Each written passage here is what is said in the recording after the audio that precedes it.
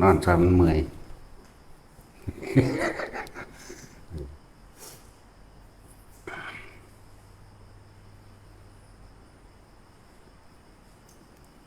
ชีวิตของแต่ละคนใหญ่ขึ้นมาซ้ำนี้6-7 ปีเอากันไปโรงเรียนแต่ยี่บ่มีอนุบาลดอกสมมติมีอนุบาลแล้วเนาะมีอนุบาล1อนุบาล2มีเด็กเล็กยังก็ว่าไปอายุซ้ำนี้คุ้มกันไปโรงเรียนตามกฎระเบียบ7 ปีเข้าป.1ฮอดจบป.6แล้วก็ไปเรียนม.3 4 5 6แล้วก็ปริญญาก็ว่าไปเนาะจักซั่นแหล้วมันมีสำนีบ่เนาะบางคนก็ตายตอนอยู่ในอนุบาลบางคนก็ตายอยู่ระหว่างประถมมัธยมปริญญาชีวิตคนนั่นเบิ่งคักๆเด้อเกิดมาหากินแค่ซ้ำตายเด้เนาะ เพราะว่าพวกเจ้าสิมีอาชีพใดก็สร้างรวยหรือจนก็สร้างก็แค่ว่ากินเขาไปซ้ำตายนั่นแหละจะเป็นนี่ยัง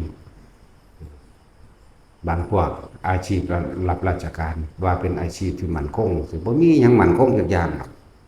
เพราะมันขึ้นอยู่กับการกระทำของตนเองนะบางคนก็ได้เป็นปี2 ปีตายก็มีถูกไล่ออกก็มีเฮ็ดเสียเองก็มีเนาะเอิ้นว่าบ่มั่นคงจักอย่างฉะนั้นพวกเฮาสิมียศถาบรรดาศักดิ์หรือบ่มีก็สร้างสิรับราชการหรือบ่รับราชการก็สร้างถ้าทุกคนมีฝีมือหรือมีความอดทนในการทำการทำงานอันเป็นเกษตรกรปลูกข้าวกินเองเป็นปลูกกล้วยกินเป็นหาหน่อไม้ หาหน่อไม้หาเห็ดซึกแหกับพวกผู้ชายหรือหาอยู่ให้กินน้ำให้น้ำหน้าเจ้าของใดเอาละเลี้ยงชีพตัวเองได้หน้าพวกข้าราชการมันก็มากินเข่าวคือเก่าแหละเนาะมันก็มากินข้าวกินน้ำกินของหวานกินผลไม้ก็เพราะสำนันเนี่ยแต่ยังว่าจะไปเงืดของเศษของเกินของเลยส่วนสิ่งที่จำเป็นในชีวิตของเจ้าของเองยศถาบรรดาศักดิ์นั่นคือส่วนเกินเกียรติยศและศักดิ์ศรีนั่นคือส่วนเกินอำนาจนั่นก็คือส่วนเกินความจำเป็นของชีวิตหน้าสิ่งที่สำคัญที่สุดสูงสุดที่พระพุทธเจ้าเว้าไว้ถูกต้องเบิดอาหารนี่อาหารเป็นที่หนึ่งของโลกอาหารเป็นที่หนึ่งของหมู่สัตว์อยู่แล้วที่อยู่อาศัยเครื่องนึ่งห่มยารักษาโรคนี่อาหารถ้าเฮาหาอยู่หากินเป็นเองก็เฮาสิไปเงินไปงอดไปสะออนไผนี่ก็จะไปคิดเข้ามาตัวเนาะก็จะไปเทียบจะไปเปรียบกับไผตัวภาษาหากินซ้ำตายพวกมีอาชีพค้าขายเพชรพลอยทองคำก็กินเขาบ่ได้กินทองคำดอกก็กินข้าวกินน้ำนี้จะเจ็บไข้ได้ป่วยเหมือนกันก็ตายได้เหมือนกันเนาะพวกนี้อาชีพรับราชการต่างๆบัดนี้บ่ต่างกันเลยกินข้าวคือกันกินข้าวกินน้ำหิวร้อนหนาวปวดไทปวดเหี่ยวปวดหัวปวดแขวเป็นโรคนั่นเป็นโรคนี้เหมือนกันนั่นแหละตายเหมือนกันพวกมีอาชีพทนายก็บ่เห็นว่าออกกฎหมายห้ามป่วยเด้ล่ะเนาะห้ามทนายป่วยหรือห้ามข้าราชการป่วยและห้ามเฒ่าก็บ่มีกฎหมายใดห้ามได้ดอก ห้ามตายมื้อนี้แหมคือว่าพากันเขียนขึ้นห้ามไปนะเพิ่นแต่ว่ามันศักดิ์สิทธิ์หลายก็เลย เนาะบ่ศักดิ์สิทธิ์จักเม็ดผู้ใดมีเงินผู้นั้นชนะแม่นบ่ล่ะสั่นแหละชนะมึงชนะเพราะว่ามึงบ่ชนะกรรมของมึงเองดอก อันนี้ศักดิ์สิทธิ์อันนี้เป็นจริงศักดิ์สิทธิ์แปลว่าเป็นจริงหรือสำเร็จนั่นแหละ างบ่แม่นผู้ใดบ่โดนบันดาลเด้เจ้าของเท่านั้นเด้ถึงบอกว่าจะไปเงินจะไปสะอ่อนหลายฟังดีๆแน่ธรรมะนี่แปลว่าความจริงของทุกชีวิตสรรพสัตว์เกิดแก่เจ็บตายเกิดมาแล้วก็ต้องเจ็บไข้ได้ป่วยร่างกายนี้เป็นที่รองรับความเจ็บปวดทุกชนิดเจ็บปวดจากน้ำร้อนลวกจากไฟไหม้จากมีดบาดเหยียบน้ำจากเศษแก้วกระเด็นใส่เจ็บปวดจากเป็นโรคปวดหัวปวดแขวมันบ่ได้ต่างกันเลยเด้บ่ได้เลือกเจ้าฟ้ามหากษัตริย์บ่ได้เลือกข้าราชการบ่ได้เลือกเจ้าให้เจ้าหน้าพ่อค้ากรรมกรบ่เลือกเสมอกันเบิดนั่นแหละจะไปหาตะเสกตะเลยอีหยังเข้ามาประดับประดาเจ้าของเราสร้างเวรสร้างกรรมใส่สัญญาอารมณ์ความจำของเจ้าของหลายโลภเกินแม่นบ่ล่ะโลภอยากได้ยศถาบรรดาศักดิ์เพื่อสิได้ให้เกิดมีอำนาจข่มเหงคนใดเนาะจะเข้าใจว่าเจ้าของชนะเด้เป็นความพ่ายแพ้ต่อวัฏสงสารเด้มันพ่ายแพ้เด้เรียนจบมาแล้วเอาพวกเรียนเดินแล่นหาสมัครงานแล่นหาสอบนั่นสอบนี่คิดหาอาชีพที่มั่นคงเจริญเนาะบ่มีจักอย่างดอกอาชีพมั่นคงนั่นน่ะนั่นแหละ ถ้าบ่มาฟังธรรมะบ่มาฟังความจริงที่เพิ่นนำเรื่องของเจ้าของแต่ละคนออกมาอธิบายเนี่ยบ่เข้าใจเด้กระชากมาฟังเลยก็บ่เข้าใจเด้นี่แม่นบ่ล่ะกระชากมาเลยเฮ้ยว่าสั่นขึ้นพระนั่นว่าขี้ข้านดอกบ่มีทางไปดอกแม่นบ่ล่ะก็ว่าไปตามภาษาเขาเด้ก็นั่นแหละก็เขาบ่รู้ความจริงของเจ้าของว่าเจ้าของกำลังทะเยอทะยานตอนใดกำลังถูกกับสิ่งใดนั่นแหละสิมีหยังพวกผู้หญิงมันเจ้าสิเรียนหรือบ่เรียนก็สร้างได้ถึงเวลานั้นก็มักผู้นั้นมักผู้นี้เนาะมักบ่าวนั่นบ่าวนี่ได้ล่ะนี่พอใจกันเอากันมีลูกพวกบ่มีลูกก็อยากมีลูก พวกมีลูกก็หาแนวอัน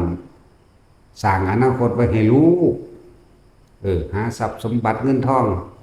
หาเลือกสวนไร่นาหาให้หานั่นหานี่ไปให้ลูกมีหยังวะแล้วก็มีลูกแล้วก็มีหลาน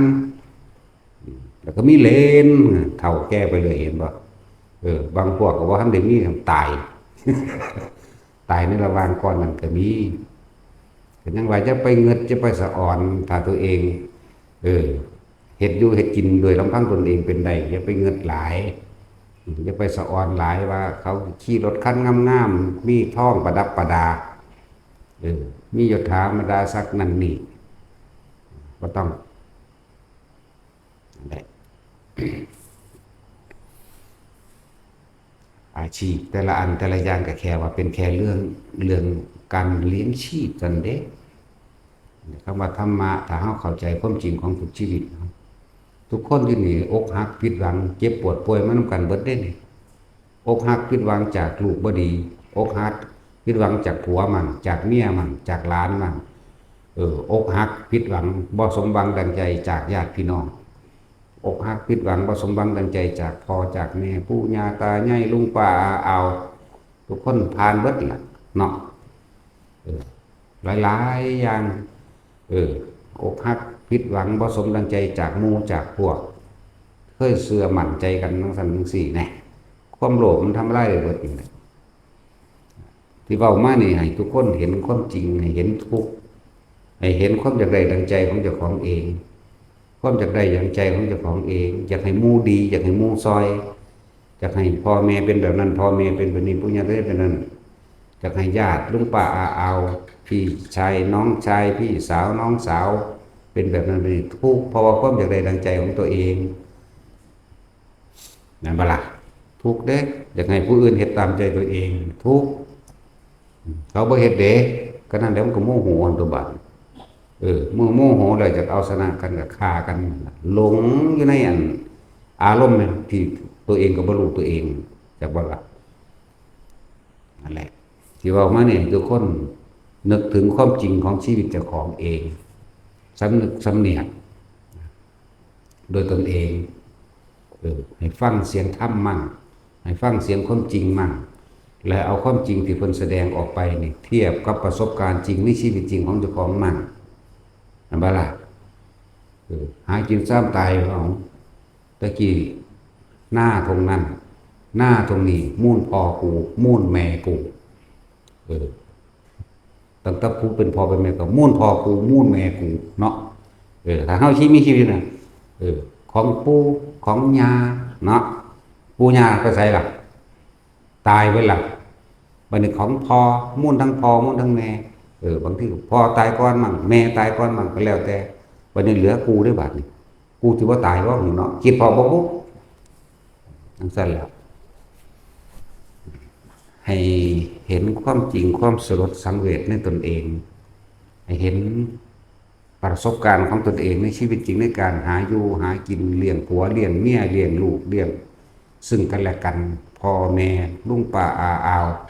บางคนพี่น้องก็ออกมาเป็นคนพิการเป็นภาระนะว่าเด้เนาะเลี้ยงคนพิการทั้งสั้นทั้งสี่มีเบิดบางคนก็บ่ได้พิการมาแต่เกิดบางคนก็มาพิการตอนเป็นเด็กน้อยตอนใหญ่ตอนเฒ่าก็แล้วแต่นี่ไหมนี่คือให้ทุกคนเห็นความบ่จีรังอย่างยืนของชีวิตของความบ่เที่ยงแท้แน่นอนของร่างกายคิดเข้ามาทั้งสั้นล้วนแล้วถ้าเกิดจากกรรมคือการกระทำของตนเฮ็ดไว้ถ้าปางไหนๆก็ไม่รู้หลักเข้าใจว่าหลักบางคนก็พิการตอน40ตอน50ตอน60ก็แล้วแต่สิเป็นไปเพราะว่าบ่มีเครื่องเกาะป้องกันตนเองเพิ่นจึงว่าให้เฮา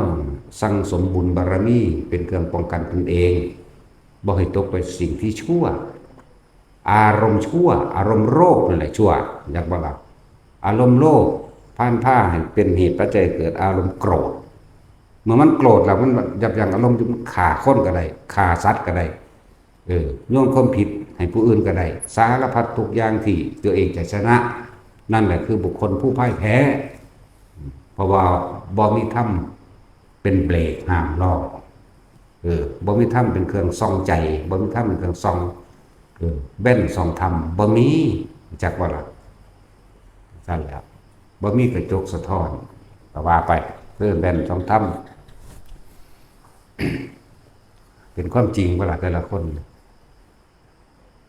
ตะกี้แท็กซี่ก็เป็นเด็กน้อยเนาะบัดนี้ก็เลี้ยงเด็กน้อยแล้วเลี้ยงลูกแล้วสิเป็นหยังละบาดตะกี้บ่ได้คิดว่าสิมาพอจังซี่เด้เนาะคิดไปทั้งลำทั้งรวยข้างหน้าพุ่นเด้คิดไปทั้งว่าวางโครงการว่าเฮ็ดจังซั่นเฮ็ดจังซี่แบบนั้นแบบนี้เด้เนาะคิดจะบอกว่าสิป่วยแล้วสิตายบ่ได้คิดพ่อดอกบ่คิดพ่อความจริงเลยจังซั่นแล้วบัดนี้ยังไผสิได้เห็นแน่ยังพอเนาะแม่ตายแล้วนั่นก็จังซั่นแล้วมุ่นแม่มุ่นพ่อเนาะระวังพ่อกับลูกเดี๋ยวจักไผสิตายก่อนไผเด้อบอกบ่ได้เด้สิบอกไงได้ความตาย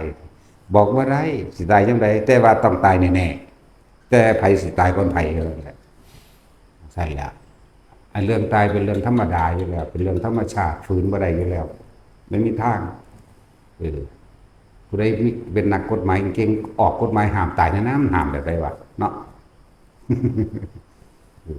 สั่นละนี่คือเป็นธรรมดาคำว่าธรรมะก็คือธรรมดาปกติธรรมดาเกิดมากกับแบบนี้นี่แหละธรรมะส่วนใจที่เป็นปกติมันบ่ได้ตื่นเต้นเป็นตาญาณมันบ่ได้ดีใจมันบ่ได้เสียใจกับใดๆทั้งสิ้นจากว่าล่ะนั่นแหละบอกความจริงของแต่ละคนเลย บางคนก็ออกมาพิการแต่ในท้องคนเด้เนาะขนาดนั้นแหละส่วนแล้วแต่เป็นกรรมที่ทำรวมกันมีจิตเจตนารวมกันสมรู้ร่วมคิดรวมกันเราบอกว่าที่เพิ่นว่า ร่างกายนี่คือขันธ์ห้าเป็นภาชนะรองรับกรรมเก่ามันหลับมาเลยเด้พวกพิการมาเลยนะแม่นบ่ล่ะวันนี้เป็นภาระของผู้บ่พิการ แต่ว่าพวกเจ้าสมรู้ร่วมคิดนํกันไอ้โตพิการนั่นเป็นตัวหัวโจกอันโตเด็กลุงป้าอาอาวหรือแม่หรือพ่อเป็นผู้สมรู้ร่วมคิดเห็นด้วยเห็นดีทั้งนั้นแหละสิ่งที่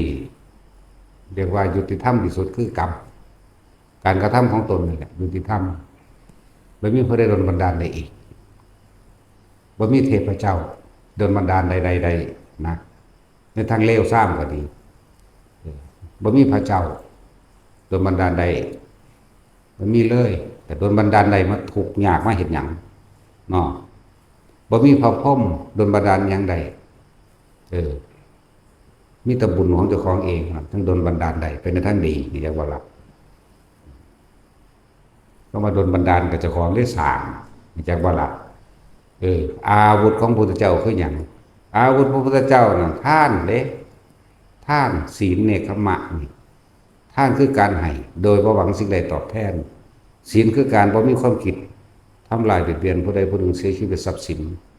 เนกขมะคือการข่มจิตข่มใจออกจากความยินดีพอใจจากรูปจากรสจากกลิ่นจากเสียงเด้เนกขมะการข่มจิตให้ออกจากกามเพื่อความยินดีพอใจในรูปรสกลิ่นเสียงสัมผัสและกระทบความรู้สึกนี่เด้ปัญญาคือความรับรู้ในสิ่งทั้งหลายทั้งปวงนะกองสังขารนั้นสิ่งทั้งหลายทั้งปวงก็เลยว่าสิ่งใดเกิดกับสิ่งนั้นดับบางทีเราปัญญาเห็นตามความเป็นจริงจากว่าปัญญาในแปลได้กว้างอยู่เห็นตามความเป็นจริงรอบรู้ในกองสังขารบัดนี้เขาต้องแปลอีกมันรอบรู้แบบไหนก็เลยว่าเห็นไปตามความเป็นจริงเห็นว่าสิ่งใดเกิดสิ่งนั้นก็ดับนั่นแหละเห็นว่าสัตว์โลกเป็นไปตามกรรมคือการกระทำของตนเองเป็นเหตุให้ตัวของได้รับผลของมันแบบนั้นหรือปัญญารู้แจ้งจริงโดยความจริงแล้วสัจจะกวาปัญญาวิริยะเป็นผู้มีความภาคเพียรในการกระทำความดีขันติก็อดทนจากหลายๆอย่างบ่ว่าร้อนบ่ว่าหนาวบ่ว่าหิวบ่ว่าจากคำด่าคำนินทาบ่ว่าจากหน้าที่และการงานบ่ว่าจากอารมณ์ต่างๆที่กระทบกระทั่งคนเฮาแต่ว่ามีความอดความทนมันก็ขาดกันเลยแหละเนาะแหละเพิ่นจังว่าขันติปรมังตะโปติติขานิพพานังปรมังวัฏันติมีไหมขันติเป็นตบะอย่างยิ่งขันตินี่แหละเป็นเครื่องข่มจิตเข้ามาตบะก็ดีอย่างยิ่งเพื่อจะให้ก้าวเข้าสู่พระนิพพานเด้เห็นแปลเอาที่ละบัดขันติปรมังตะโปติติขานิพพานังนี่ไงแล้วอดเอาล่ะความอดทนของคนแต่เขามีฐานะสูงกว่ากูสู้บ่ได้ก็เลยอดกับนี่ที่จริงใจบ่อดอย่างว่าแต่อดด้วยความจำยอมบางคนอดเพราะว่าคนนั้นเป็นเจ้านายมีฐานะสูงเนาะบางคนอดเพราะว่าอยู่ในฐานะลูกศิษย์มั่งอยู่ในฐานะหยังแน่ละในเพื่อนร่วมงานบางคนอดบางคนบ่อดแต่สู้ว่าเป็นหมู่เดียวกันพ่อสู้ได้บ่อดเด้เนาะบางคนเห็นเขาฐานะกระต่ำต้อยกว่าการศึกษากระต่ำต้อยกว่าหรือเป็นผู้น้อยกว่าบ่อดทำลายเลยกันมีเด้เนาะแต่ว่าบุคคลผู้ใดอดทนอดกลั้นจากบุคคลผู้ด้อยกว่านั่นแหละเป็นตบะอย่างยิ่งเข้าใจว่าดิสิไปว่าหยังกับผู้ใหญ่กว่านั้นคือเด็กน้อยทำมันนี่มาดูถูกมาเว้ามาด่าเฮาถ้าเฮารอบรู้ในกองสังขารหรือเป็นปัญญารู้เท่าทันความจริงนี่แหละเครื่องทดสอบกูมึงบ่ได้กินกูดอกเข้าใจว่าล่ะมึงด่าเข้าไปมึงได้ปากสี่คุณแน่ถ้ามันทันรอบรู้ในกองสังขารหรือรู้ตามความเป็นจริงมึงสิสักจูงลากกูลงไปให้กูตกต่ำกูหูมึงแล้วโลดนั่นบ่ล่ะกันสั่นตัวนั่นแหละนี่อาวุธพระพุทธเจ้าวิริยะขันติสัจจะรู้ตามความเป็นจริงโรคิยะสัจจะโลกเวียนว่ายตายเกิดเพราะโลภโกรธและกหลงเป็นแบบนี้ถ้าผู้ใดบ่ออกจากความโลภใดมันก็เวียนอยู่ในนี่เลยว่าโรคิยะสัจจะถ้าโรกุตระสัจจะยกจิตออกจากความโลภทันตัวบ่อยากแน่ต้องสั่นตัวละนั่นแหละ สัจจะถึงบอกให้แต่ละคนพว วกเฮาเฮ็ดหยังก็สร้างให้ยึดให้ตั้งมั่นในความจริงเด้อสัจจะจักว่าล่ะแม่นเฮาสิเว้า10ปีแล้วก็เว้าตัวนี้อันเดียวกันคำเว้าหน้าคำเว้าหลังคำเว้าหน้าเมื่อ10ปีที่แล้วกับคำเว้าหลังนี่ปัจจุบันนี่ปีที่10เหมือนกันเดี๋ยวจังว่าทุกคนตั้งมั่นในความจริงมันจะบ่ได้คิดคำใหม่เด้เฮ็ดแนวใดมาก็เว้าแนวนั้นอย่าไปหลอกลวงตนเองและผู้อื่นตนเองก็คือเอาแหละนั่นแหละอธิษฐานนะอธิษฐานเรียกว่าตั้งใจมุ่งมั่นสู่จุดหมายที่ปรารถนาอธินี่แปลว่ายิ่งใหญ่อยู่แล้วฐานะคือฐานที่ตั้งแห่งความยิ่งใหญ่อย่างว่าหลักหรือจุดหมายนั่นเองจุดหมายอันสูงสุดยิ่งใหญ่คือเฮาอธิษฐานเฮ็ดหยังตั้งใจมุ่งมั่นสู่จุดหมายที่ตัวเองปรารถนาเข้าใจบ่นี่เฮาปรารถนาว่ากูต้องนิพพานชาตินี้กูเว้าอีกแล้วกูเห็นคักแล้วทุกข์ก็เห็นแล้วสาเหตุทุกข์ก็เห็นแล้วหนทางดับทุกข์ก็เห็นแล้วเหลือแต่ทุกข์สิดับไปได้บัดใดเท่านั้นแม่นบ่ล่ะทุกข์สมุทัยมรรคนิโรธในเฮาบัดนี้ทุกข์สมุทัยนิโรธมรรคตำราเพิ่นเขียนไว้เนาะคือเพิ่นว่าศีลสมาธิและปัญญาความจริงต้องปัญญาสมาธิจึงมีศีลเนาะเอามีศีลเลยมีอยู่เอาแต่ละคนเอาเราเบิ่งแม่แต่บ่ได้ยินได้ฟังบ่ฮู้บ่เห็นซะก่อนแม่นบ่ล่ะต้องมีความเข้าใจมันซะก่อนเด้แต่ว่ามีศีลมาแต่เกิดเลยบ่มีดอกขามันก็อันเบิดนั่นแหละเว้นไว้แต่เฉพาะผู้เพิ่นบรรลุมาแล้วเป็นโสดาสกิทาคาบ่ขาบ่มีเป็นมาแต่น้อยแต่เกิดจักว่าล่ะโสดาเกิดมากับเขาเป็นโสดาเพราะแห้งจักว่าล่ะเขาบ่ขาได้ล่ะหลักกระนั้นถ้าเกิดเลยเด้บ่แม่น7ปีจังซี่นั่นเด้ถ้าเกิดสั่นล่ะนั่นแหละเรียกว่าอธิษฐานบารมีเมื่อตั้งใจมุ่งมั่นสู่จุดหมายแล้วคนเฮาต้องประกอบด้วยจิตที่มีเมตตาเนาะคือรอบรู้ในกองสังขารหรือสัจจะหรือปัญญาที่ว่ารักตนเสมอผู้อื่นรักผู้อื่นเสมอด้วยตนก็เห็นตามความจริงคนอื่นก็เจ็บปวดเป็นคือเฮาเมื่อเฮาเจ็บปวดคนอื่นก็เจ็บปวดแม่นบ่ล่ะเฮาก็บ่เฮ็ดให้นั่นตัวบัดก็เป็นเมตตาเฮาก็บ่ไปทำลายชีวิตไผก็เนาะบัดนี้รักผู้อื่นเสมอตนรักตนเสมอแผ่กระจายออกไปจนถึงสุดท้ายแล้วเพื่อหยังก็เพื่อเจโตวิมุตติเพื่อความหลุดพ้นคือเก่านั่นแหละคืออุเบกขานั่นแหละนี่คืออาวุธพระพุทธเจ้าที่ว่าเพิ่นเรียกอาวุธของเพิ่นเองบ่แม่นเอาดาบบ่แม่นเอาวิศรบ่แม่นเอาจักรบ่แม่นเอาธนูหอกดาบแล้วเหลาแหลมแต่ว่าท่านที่มีมาแล้วเพิ่นระลึกนึกถึงเพิ่นก็เลยบ่ต่อสู้จักว่าเพิ่นก็เลยระงับดับความคิดของเพิ่นเองแต่ว่ารู้ในสิ่งที่มันเกิดซื่อๆหมู่ม่านทั้งหลายก็เลยเฮ็ดหยังเพิ่นบ่ได้เพราะไม่หลงกลจักบ่หลงกลหมู่ม่านทั้งหลายแล้วคิดต่อสู้ปุ๊บส่งจิตออกนอกหรอกเห็นบ่ล่ะนั่นแหละเราบำเพ็ญบารมีมาให้ทานมาเนี่ยมากมายเป็นอเนกอันนั้นทานของภายนอกอาหารยารักษาโรคเครื่องนุ่งห่มที่อยู่อาศัยตลอดทั้งเครื่องอำนวยความสะดวกมากมายก็เพื่อสิ่งนี้แต่ว่าล่ะเพื่อพระนิพพานนี่แหละศีลเราบำเพ็ญเพียรมาทั้งหลายแหละบ่ว่าสิอดบ่ว่าสิทนบ่ว่าสิใดๆทั้งสิ้นแม้กระทั่งชีวิตก็ให้แก่สิ้นได้นะก็เพื่อสิ่งนี้พระโพธิญาณก็ว่านิพพานก็ว่าใช่บ่ล่ะแต่จะลืมเลยพระโพธิสัตว์ที่จะไม่ปรารถนาพระนิพพานในชาตินั้นๆเลยเป็นอันไม่มีเด้อันนี้เป็นอจินไตยต้องบอกไปก็ได้ต่อเพราะสำนันแหละมื้อนี้เบิดหอดบกฟังอยู่เดี๋ยวนี้เนาะ ทั้งเบิดบ่ต้องบอกไปดอกเนคขมมะเราบำเพ็ญเพียรน่ะเนคขมมะเนี่ยบำเพ็ญเพียรมาเพื่อที่จะข่มใจจากสิ่งนี้สิ่งใดสิ่งทดสอบอยู่นี่สิ่งพยามารเฮ็ดอยู่เดียวนี่เข้าใจบ่นี่เพื่อจะอบเพื่อจะอดเพื่อจะทนเพื่อจะกั้นจากความยินดีพอใจถ้ามีคนกวนแสดงว่ามันบ่พอใจมันต้องสู้กันแม่นบ่แต่นี่เพิ่นรู้ทันแล้วอยากว่าก็เลยอดทนจากอารมณ์มันนี่บ่เข้าใจเด่นพูดมันมีอยู่บ่คนเวลาเฮาเฮ็ดอิหยังเขามาขวางทางเฮาสิบ่เฮาโอ้ยดีมีอยู่บ่มี มีผู้เดียว เออถ้าบ่มีม่านเฉยเลยมันสิทดสอบตัวเองได้บ่เห็นบ่ล่ะเพิ่นบ่ไปปรารถนาเลยว่าจะไม่มีอุปสรรคมาขัดขวางความจริงมันนั่นน่ะคนไม่เขียนสละสลวยคือดอกม่านไม่มีบารมีไม่เกิดจังซั่นตัวเขียนมันงามก็ถูกต้องนั่นล่ะตามคนเข้าใจง่ายๆนั่นแหละนั่นแหละอาวุธเพิ่นธรรมะปัญญาเขาว่าอย่างเพราะรู้ท่านแล้วรู้ท่านตามความเป็นจริงวัตถุย่างแล้วมึงไม่ได้กินกูดอกเข้าใจว่าล่ะกูบ่หลงกลมึงดอกเข้าใจว่าแต่กูเฮ็ดแบบนี้มึงก็สิสู่กูได้เป็นกูก็สิหลงอารมณ์ไปนำมึงแน่ก็เลยนิ่งเราภาคเพียรพยายามมาทั้งหมดก็เพื่อสิ่งนี้เราอดทนมาทั้งหมดเพื่อสิ่งนี้เรารู้ตามความเป็นจริงหรือพูดความจริงมาก็เพื่อสิ่งนี้นิพพานหรือสัพพัญญุตญาณนั่นแหละก็เพื่อสิ่งนี้อย่างว่า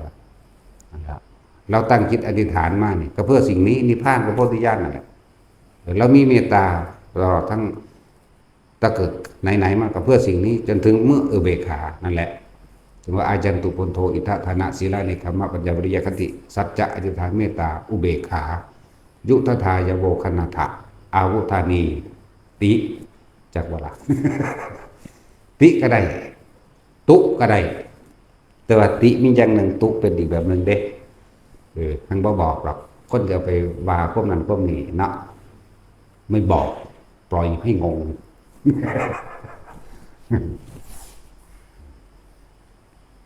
แต่แนวคอรอแหลงสิสังงักเขาว่า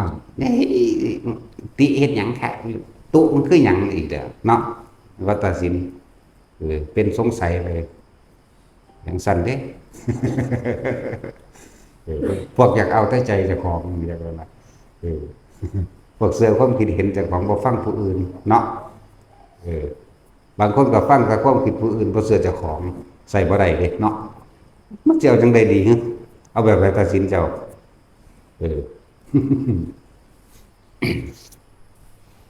จังว่าคือแท็กซี่มึงมาฟังทำน้ำหลวงพ่ออันนี้ผู้ใดบอกมึงผู้ใดบอกมึงฮะบอกกับของแสดงว่ามึงเอาแต่ใจเสือความเห็นกับของเนาะมึงบ่ฟังความเห็นผู้อื่นเลย เอาแต่จุ้ยเดี๋ยวมาผู้ใดบอกมาอันนี้ก็บ่มีสมองและปัญญาอีกอย่างเลยเนาะ นี่ก็บ่มีสมองบ่มีปัญญาอย่างนี้นี่ก็เลยจังซั่นแหล้วบ่มีความเป็นตัวของตัวเองติบ่มีความคิดเป็นของเจ้าของบ่เสื้อผู้อื่น ฮะนั่นแหละเสื้อเจ้าของเอาแต่ใจบ่ฟังความเห็นผู้อื่นถ้าเสื้อผู้อื่นก็บ่มีสมองเป็นของจักเสื้อจังใดกันดีวะเนาะ เสื้อจังใดกันแน่สั่นแหละ ว่าผมเชื่อมั่นตัวเองผมมาโดยลำพังตนเองเนาะเวลาผู้อื่นให้ความคิดเห็นบ่เชื่อผู้อื่นเลยบอกนะจักสิเอาจังใดกันแน่ บ่บอกดอกแนวนี่ไปหูเอาเองเสร็จแล้ว นี่เดี๋ยวไปฝึกมาได้ด้วยตีนทั้งนี้สิฝึกมาแล้วนอนผู้นอนผายังไงหรือภาวนายังไงไม่ให้ตกหิวนี่แบบนี้เด้อนี่เบิ่งเข้าดัน ใส่ละพรก็มาอยู่บักคานี่แม่นอยู่ใส่ ดาวบ่ตึกแม่นพอ นั่นแหละมันเมื่อยมันทำงานสั่น นำไปคิดตามความเป็นจริงจริงนี่คือจริงประสบการณ์ชีวิตเจ้าของเด้ของภายนอกมองเป็นเครื่องประดับประดาซื่อๆเด้มองเป็นอะไรอันนึงที่เฮ็ดให้เกิดสังหรณ์หรือสังวรในตนเองไอ้ตัวภายในเรียกจังสิเป็นตัวจริงของเจ้าของเจ็บปวดร้อนหนาวโดยตนเองจักว่าล่ะคนบ่เคยปวดแขวเว้าอาการปวดแขวเว้าจังได๋ก็บ่ถูกเข้าใจบ่จังซั่นตัว ถ้าคนเคยปวดโอ้ยก็ได้บอกกันมากโอ้ยถ้ามีก็เข้าใจแล้วนี่แล้วโอ้ยถ้ามีก็พอแล้วคนเว้าเลยก็ได้เออแสดงอุทานออกมาโลดโอ้ยสิก็พอพูดอันที่ลึกซึ้งน้ำกันโลด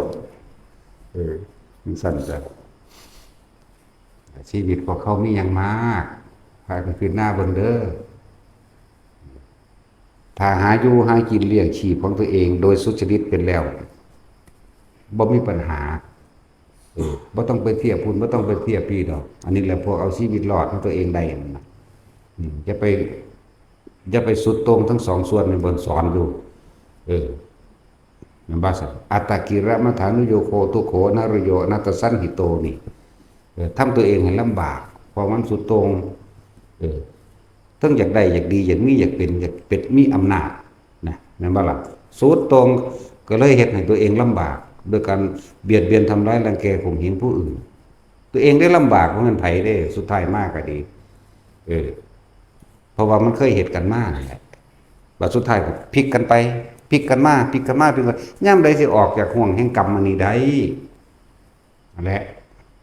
วิปัสสนาเนี่ยแปลว่ารู้แจ้งเห็นจริงตามความเป็นจริงยอมรับความจริง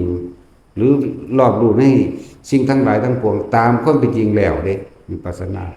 สมถะจึงทำให้จิตว่างวิปัสสนาจึงทำให้ว่างจากจิตว่างจากความเป็นจริงกูบอกกับมึงอีกแล้วเด้ว่างจากสิ่งที่มีอยู่ว่างจากสิ่งที่เห็นอยู่ เราไม่คิดนึกปรุงแต่งให้ได้ให้เป็นหรือได้บัดนี้แล้วจึงหาเครื่องอยู่ คนเฮาถ้าบ่มีสมาธิถ้าบ่นิ่งถ้าบ่ว่างมันจะบ่รู้จักเด้อย่างว่าจึงบอกว่าสมถะทำให้จิตว่างมันนิ่งซะก่อนมันสงบซะก่อนอย่าเพิ่งคิดหยังแล้วมันจังสิเห็นความคิดอย่างว่าล่ะและวิปัสสนาจึงทำให้ว่างจากสิ่งที่มีอยู่เห็นอยู่เป็นอยู่ที่สองอย่างนี้ต้องอาศัยกันเราต้องอาศัยความสงบเป็นเครื่องอยู่จะว่าล่ะเวลาเราคิดพิจารณาหาความจริงมันก็เห็นอยู่มันก็เข้าใจดีอยู่เข้าใจแน่นอนทุกคนที่นี่ทุกคนมีประสบการณ์มาเบิดอยู่นี่อกหักผิดหวังเจ็บปวดรวดร้าวเพราะความบ่ได้ดังใจเด้บ่แม่นอย่างอื่นเด้บ่แม่นพวกเจ้าถูกเด้เข้าใจว่าล่ะคิดเบิ่งดีๆบ่แม่นพวกเจ้าถูกเขาผิดเด้พวกเจ้าผิดตั้งแต่เกิดแล้วหรือก่อนเกิดเนาะแต่พวกเจ้าบ่ทันอารมณ์บ่ทันความเห็นบ่ทันความเห็นแก่ตัวของตัวเองนั่นแหละจังหากถ้าดีถ้าถูกมาเกิดเหตุหยังนั่นว่าล่ะแล้วตัวเองมาเกิดเองทั้งนั้นบ่มีผู้ใดมาสั่งให้เกิดตัวเองตัณหาคือความอยากของตัวเองคือความยึดของตัวเองคืออุปทานของตัวเองคือสัญญาของตัวเองทั้งเบิดนั่นแหละมาเกิดบ่มีผู้ใดมาดลบันดาลให้เกิดมาพิการแต่ก็ของก็เฮ็ดไว้เองเกิดมาดีรูปร่างหน้าตาปกติก็เจ้าของเฮ็ดไว้เองเกิดมาขี้ร้ายหน้าบูดก็เจ้าของเฮ็ดไว้เองหน้ากระปุ้มกระปั๊มก็เจ้าของเฮ็ดไว้เองหน้าแลเอาตอดมันก็เจ้าของเฮ็ดเองนะแม่นว่าสัตว์หน้าเปื่อยยิ้มเยอะอยู่คืออันข้างโคกเป็นโรคเลือดนี่เจ้าของเฮ็ดเองมันสั่นแล้วต้องโทษตัวเองเด้อจังสิเห็นแต่ว่าโทษตัวเองว่าเห็นความจริงดอกถึงว่าพวกเขาเพียรหน้าดีๆโลดว่าได้เป็นน้ำผู้อื่นเป็นน้ำเจ้าของแต่ว่าอกหักผิดหวังผู้นั้นบ่ดีผู้นี้บ่ดีมึงหันบ่ดีไปหาโทษสี่ออกตะทางนอกบ่สี่เบิ่งใจบ่สี่เบิ่งความรู้สึกเจ้าของตัวเองอยากได้ดังใจจะบ่ล่ะผัวก็อยากให้เมียเป็นจังซี่เมียก็อยากให้ผัวเป็นจังซี่เด้แล้วก็เทียบออกพื้นเห็นว่าผุ่นผัวเขาคือดีแท้ผัวเด้นะครับเห็นว่าผุ่นเมียเขาคือดีแท้ว่าซั่นแม่นบ่ล่ะเกิดกันทกเถียงอยากเอาชนะกันตัวบัดนี้เนาะต้องซ่อนแล้วเลิกกันก็มีฆ่ากันก็มีบัดผู้หญิงเป็นหลายกว่าผู้ชายเด้อโลกก็มีหลายกว่าผู้ชายเด้อเข้าใจว่าล่ะมะเร็งหมดลูกจริงๆมั้ยนี่แล้วลูกหลายกว่าบ่ล่ะผู้ชายบ่ได้มีหมดลูกเด้มะเร็งเต้านมจังซี่แหมมันบ่ซั่น สั่นแล้วมันมีหลายกว่าโลกอีกแหละผู้ยิ่งแต่คิดว่าจริงๆแล้วทุกข์กว่า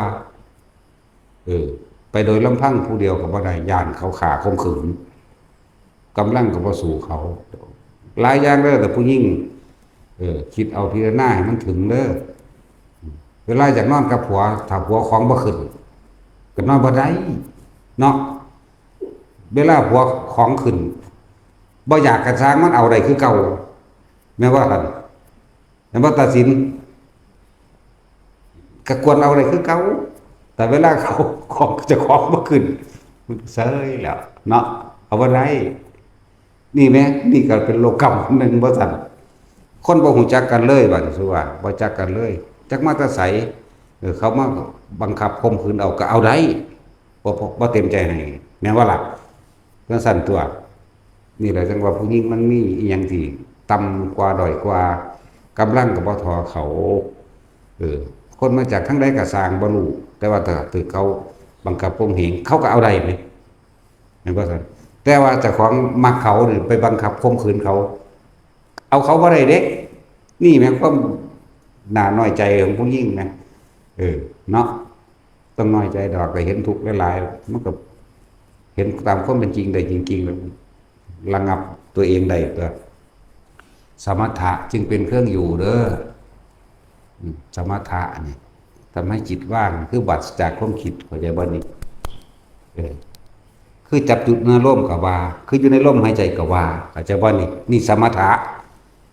สมถะภาวนาทำให้เกิดขึ้นทำให้เกิดขึ้นเกิดยังขึ้นเกิดจุดใดจุดหนึ่งให้มันเกิดได้กายมันเอง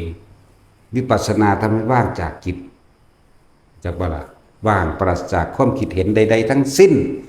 ว่างจากความเป็นจริงว่างจากหลายๆอย่างต่อไปกูบ่อยากได้แหละกูบ่อยากเป็นแล้วมันก็จบแล้วเด้ทุกคนเข้าใจดีเวิดอยู่เดียวนี่เกิดแก่เจ็บตายเข้าใจป่วยเข้าใจพัดพรากจากสิ่งที่รักเข้าใจนี่คือวิปัสสนารู้แจ้งตามความเป็นจริงทุกคนเกิดมาความเกิดมาแล้ว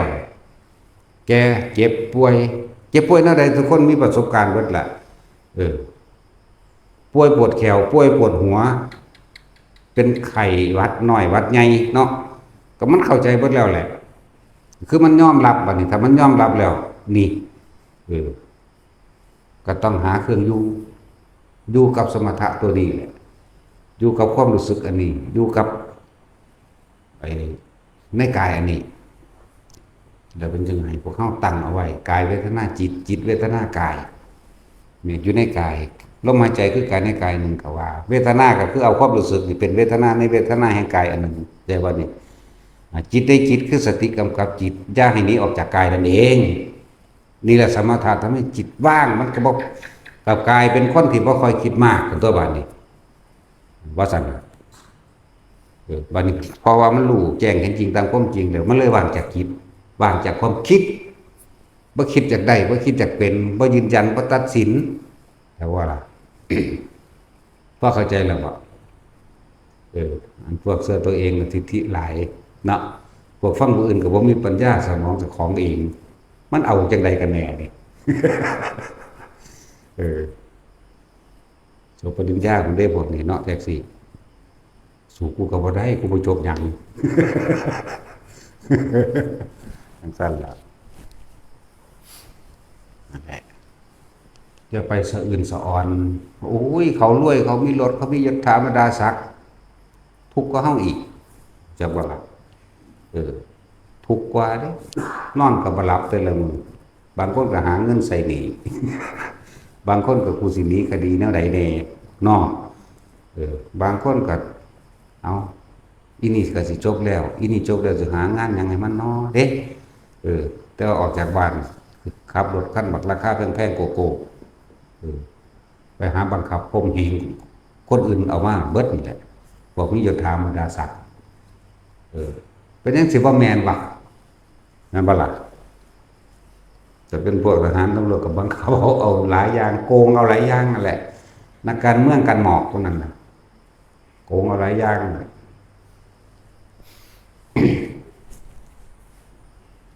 นักกฎหมายอยากหลอดยากอยู่เลยเนาะ นักกฎหมายนี่บ้า บ่มีความซื่อสัตย์เป็นธรรมนี่บ้ามหาเวกีเป็นที่ไปอยู่แล้วนะนั่นแหละปุโรหิตขี้โกงบัตรอยู่ในหลายอสงไขยแล้วก็มีเด้บ่ธรรมดาเด้พวกนักการเมืองพวกเสนาอำมาตย์ทั้งหลายพวกนี้อยู่ทางใต้นั่นแหละจังว่าพวกเขาแต่พ่อคิดได้ก็คิดไปเฮ็ดไปจันทกุมารก็เพิ่นก็เป็นนักกฎหมายแต่ว่าเพิ่นซื่อสัตย์เนี่ยบ่ได้เห็นแก่เงินแต่ทองบ่ได้เห็นแก่หน้าแก่ตากับไผนี่จันทกุมารส่วนโปโรหิตครับตั้งแต่ตายก็ยังตายถูกตีนเขาเนาะถูกตีนตายแล้วก็ยังลงนรกคนเดียวล่ะนั่นแหละนั่นแหละเฮามองเห็นความจริงซะความจริงทุกสิ่งทุกอย่างความจริงหยังมันก็หากินสร้างตายผู้เพิ่นว่าเนาะนอกก็คิดไปตัวผู้นั้นผู้นี้ตายไปแล้วก็เอานั้นเอานี่ไปบ่ได้แม่แม่นบ่ซั่นแต่ฟ้ามหากษัตริย์ในประเทศใดก็สร้างพวกนั้นก็ตายพวกนี้ก็ตายเนาะเขาเจ้าคือตายซั่นก็ธรรมชาติมันเป็นความจริงแบบนี้คำว่าธรรมชาติหรือธรรมะอันนี้เป็นของทุกๆคนที่สามารถระลึกนึกถึงและเข้าถึงได้หมดทั้งเบิดบ่ได้เกี่ยวกับศาสนาใดพร้อมบ่ล่ะสั่นตัว สัตว์มันก็สามารถทำดีแล้วไปสวรรค์ได้คิดดีแล้วไปสวรรค์ได้นั่นบ่ล่ะสั่นแล้วมันมีศาสนาอยู่บ่มีแต่ว่าเป็นการกระทำที่ตามความเป็นจริงของมันเองสัตว์เดรัจฉานก็ไปสวรรค์ได้มาอยู่นี่เฮาส่งไปหลายแล้วเด้ล่ะ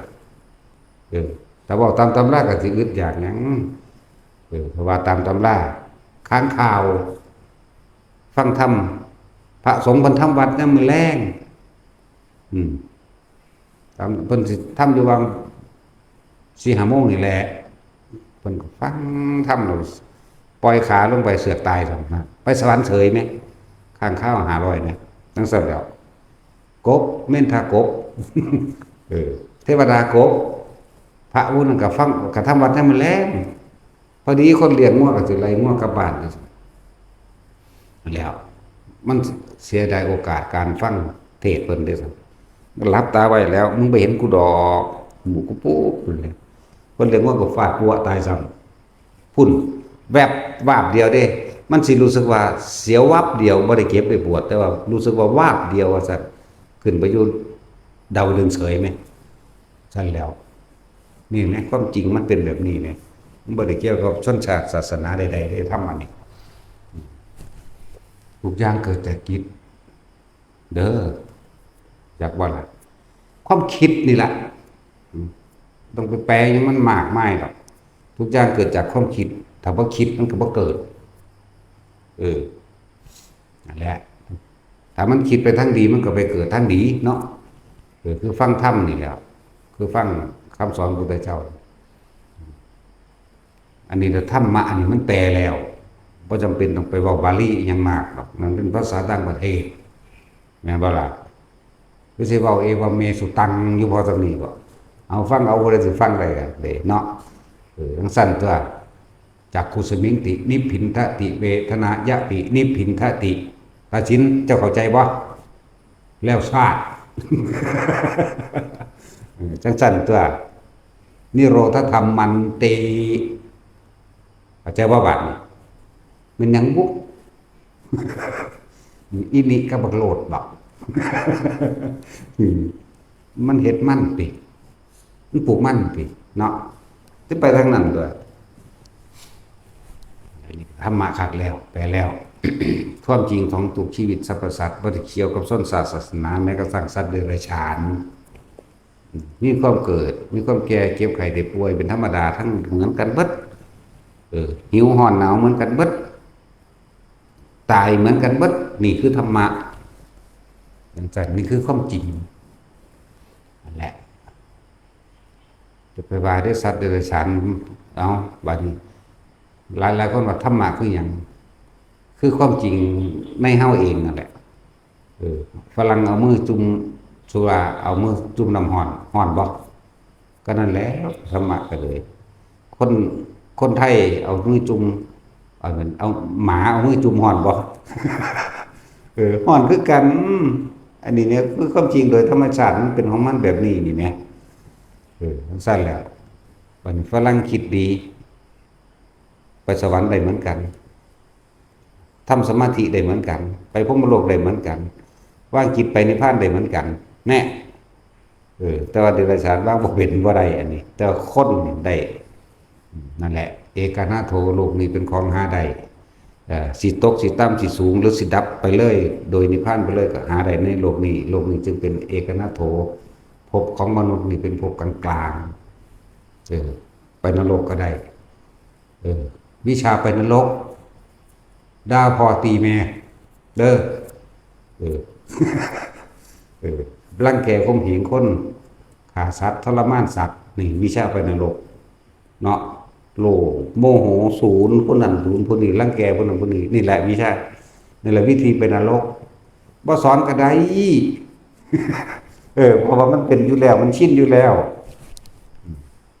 วิชาไปสวรรค์เนี่ยให้ทานโดยไม่หวังผลตอบแทนในทานนั่นเนี่ยโอ้ยมันยากขึ้นยังไงเด้ขนาดว่าจะของอยู่ในศาสนาพุทธเนาะเดี๋ยวท่านยังเข้าไปสาธุผู้ขาโดดจังแม่นอีหยังให้ร่ำให้รวยโลดมึงสิช่วยกว่าเก่ายังบ่รู้อีกเนาะเฮ็ดบุญแลกของเนี่ยก็ยังบ่เป็นท่านด้วยล่ะน่ะซั่นแล้วก็ท่านได้แม่นท่านเลยท่านถึงนิพพานเพิ่นก็สอนไว้อยู่นั่นว่าซั่นบ่หวังผลในท่านบ่มีจึงผลในผลท่านคือบ่ต้องคิดหยังเลยกูให้ซื่อๆนี่บ่มีฮอดคำเว้าความจริงคือบ่มีคำเว้าความจริงคือบ่มีคำคิดคิดแต่สิให้แล้วพอเลยอันต่อจากให้ไปแล้วบ่มีอีกนี่เด้ต่างหากเด้อันนี้ว่าตามตำรายังต่ำๆก็ไปพรหมกายจิกาตายจากพรหมกายแล้วขึ้นสุทธาวาสเลยเด้นั่นน่ะสุทธาวาสคืออนาคามีบกมาแล้วก็บรรลุอรหันต์ข้างบนไปเลยได้นี่สิว่าหยังนี่เฮาเฮ็ดอยู่จังซี่อยู่แล้วเนาะหรือผู้ใดแอบคิดในใจลึกๆอยู่บ่ แม่นว่าสั่นมึงบ่ไปเด้สิแบ่งสั่นคนสิไปนิพพานต้องบ่ห่วงนิพพานเด้ต้องบ่ได้ไปคิดถึงซะด้วยซ้ำไปจังบ่ล่ะก็บ่ต้องขอแล้วก็บ่ต้องแลกอีกจังซั่นว่าบ่ต้องว่าปัจจัยนิพพานมันทางไปของมันดอกมันเป็นสื่อมันซื่อๆอันนั้นว่าเน้นแต่ละคนเด้อพวกเราพวกเจ้าท่านยังกระสร้างมันตัดออกจากความเห็นแก่ตัวเลยตัดออกจากความเป็นเจ้าของจะนำไปเป็นเจ้าของมันพวกเจ้าก็สิได้เป็นทาสมันคือเก่าเด้นั่นน่ะนั่นว่าล่ะเป็นทาสเจ้าของเป็นทาสสิ่งของต่างๆเด้นำความจริงก็ไปคิดโลดคนเคยอกหักผิดหวังบ่ได้ดังใจมาเบิดทุกคนทุกเพราะว่าผู้อื่นเฮ็ดให้เป็นไปบ่ได้นี่คือความจริงนั้นหันกลับมาคือตัวเองเฮ็ดเองตัวเองเฮ็ดเองเมื่อหลายภพหลายชาติแล้วเวียนว่ายแต่เกิดหลายภพหลายชาติแล้วฉะนั้นชาตินี้จะพลาดเด้อไปก็ดีถ้าได้ตกลงไปสู่นรกแล้วมันบ่ได้อายุน้อยๆเด้เทียบอายุนรกล่ะถ้าเป็นมหาเวจีโอ้ยมือหนึ่งสำกับหนึ่งไหมเป็นเงินบ่สัตว์เนาะกับหนึ่งมันกันเอาบ่ได้แหมอยู่ในมหาเวทีมือหนึ่งจังได๋มันจะไปพุทธโพมหาญาติได้เห็นมันก็ต้องกระหามรับบุญพร้อมมันธรรมดาแล้วไล่เบิ่งเอาไล่เอาพอประมาณได้ข่าวๆได้คือสวรรค์ชั้นจาตุมเนี่ย50 ปีมนุษย์เท่ากับ1 วันแน่บัดนี้โลลุวะนรกเนี่ย50 ปีมนุษย์เท่ากับ1 วันคือกันเนาะสุว่าตาจุ้ย50 ปีแล้วบัดนี้ญาติตายเนาะไปตกนรกปุ๊บโอ้แต่ว่านรกก็บ่มาบอกกูซั่นอันมื้อหนึ่งของนรกจักมันเท่าใดเจ้าตายไปหลายศาสตร์แล้วจะไปสวรรค์หรือไปนิพพานแล้วก็บ่รู้พวกนั้นยังตกอยู่เด้เนาะสมมุติว่ามีโอกาสเขาพ้นขึ้นมาเดี๋ยวรอดจักมื้อนึงเลี้ยวหาญาติบ่มีซ้ํจักว่าล่ะพวกสมรู้ร่วมคิดด้วยกันในศาสตร์ที่ไกลๆมันสิจำได้ไกลๆเด้เวลามาหาขอสมบุญพวกผีพวกเปรตใช่ว่าล่ะ จังซั่นแหล้วแต่พวกหาค้อนจังซั่นคือปรัชญาตูชีวิเปตตรงเด้ออาศัยส่วนบุญของผู้อื่นเป็นเครื่องอยู่เด้พวกนี้จังซั่นเด้ทุกคนเพิ่งสำเนียกเอาไว้ถ้าพลาดแล้วโอ้โหอย่างยาวเด้ในสุญญากรรมนี่บ่ฮู้เด้ว่ามันสิยาวขนาดใดอาจจะเป็นอสงไขยก็ได้จากวันนี้คำว่าสุญญากรรมกรรมที่บ่มีพระพุทธเจ้าเกิดอาคัญญสูตรหมายถึงว่ากำเนิดแห่งโลกนี่อย่างหนึ่งแต่มีพระพุทธเจ้าหาองค์ตอนนี้เนาะบัดนี้มันสิไหลเข้าไปสู่สารมัณฑกัปนี่มันสิยาวขนาดใดนี่ยังได้สิไปพอพวกตกนรกก็ตกไปเลยพวกเปรตก็เปรตไปเลยเด้อพวกสุรกายก็อยู่จังซั่นเด้นี่เรียกว่าเป็นกำไรของในระหว่างที่ตะของอยู่ในนรกเป็นเปรตนี่ก็เป็นกำไรของนรกเป็นกำไรของพวกนี้เด้แต่พวกสวรรค์ก็เป็นกำไรสวรรค์เด้บัดนี้จักว่าล่ะแม้นว่านี่มีอายุ100 ปีสวรรค์หรือ100 ปีในระหว่างนี้เป็นกำไรมันเลยเด้บางพวกขยับขึ้นเด้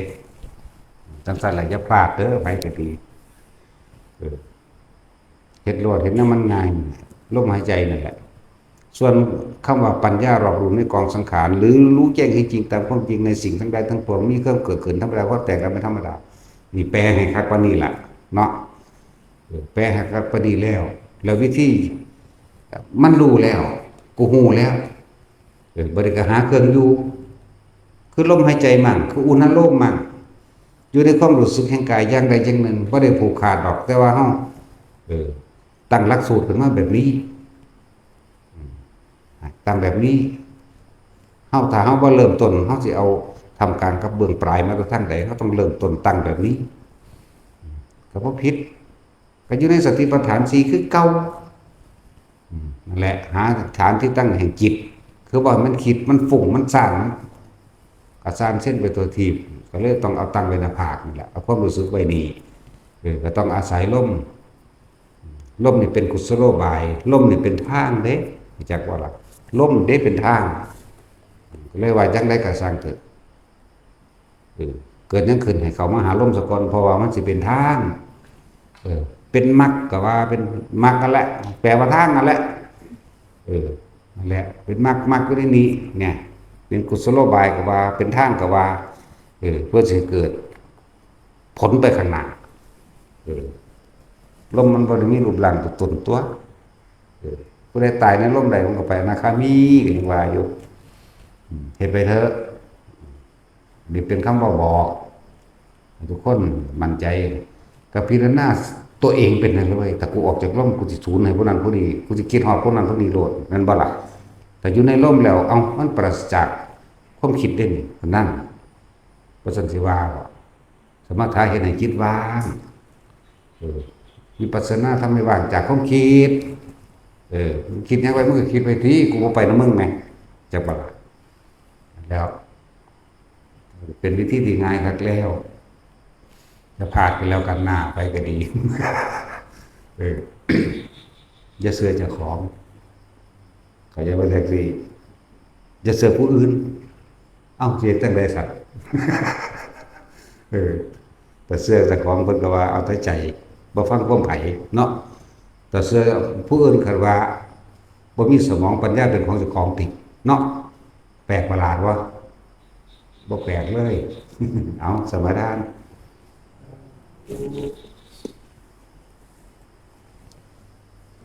ะโมตัสสะภะคะวะโตอะระหะโต